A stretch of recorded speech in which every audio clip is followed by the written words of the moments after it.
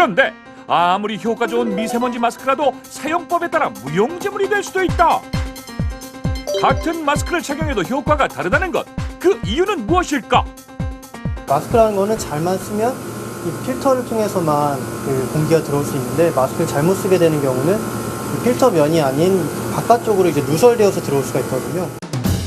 마스크를 착용하는 방법에 따라 차단 효과가 크게 차이가 났다.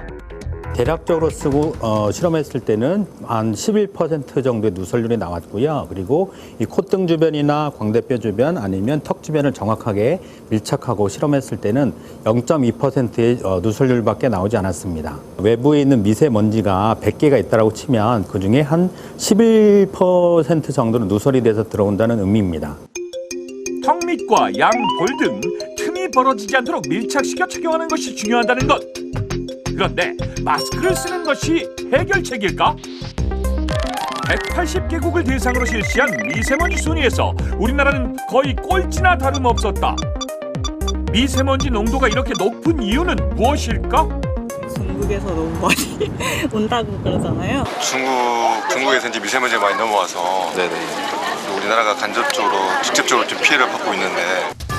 정말 중국 때문일까? 이게 이제 그 중국에서 대기오염 물질이 이렇게 한반도로 넘어오는 거를 보여주는 사진인데요. 이런 경우에는 중국에서 넘어오는 게 맞죠. 하지만 이런 경우는 다릅니다. 중국에서 파란색의 맑은 하늘, 맑은 공기가 넘어오는데 오히려 수도권이나 이런 쪽에서 이렇게 오염물질이 많이 나온다는 것은 결국은 국내 배출원이 많이 있다는 그런 얘기죠. 한반도에 있는 미세먼지의 30%에서 50%는 중국 쪽에서 오는 게 맞지만 나머지 그러니까 50에서 70%는 국내에서 발생하는 미세먼지입니다.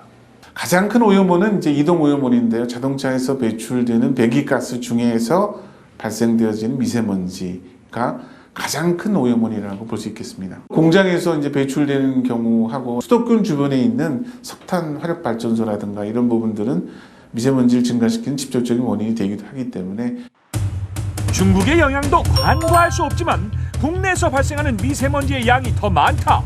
자체적인 노력도 필요한 것이다. 제일 효과적인 방법은 차량 이부제예요. 가장 오염원이 큰 자동차 운행을 통제하면 확실히 그 오염도가 떨어지거든요. 프랑스 파리에서 차량 이부제를 실시하고 올해는 베이징도 차량 이부제를 통해서 스모그 문제를 해결하려고 하고 있어요. 푸른 하늘을 보는 것이 더 힘들다는 중국. 차량 이부제를 실시하자 맑은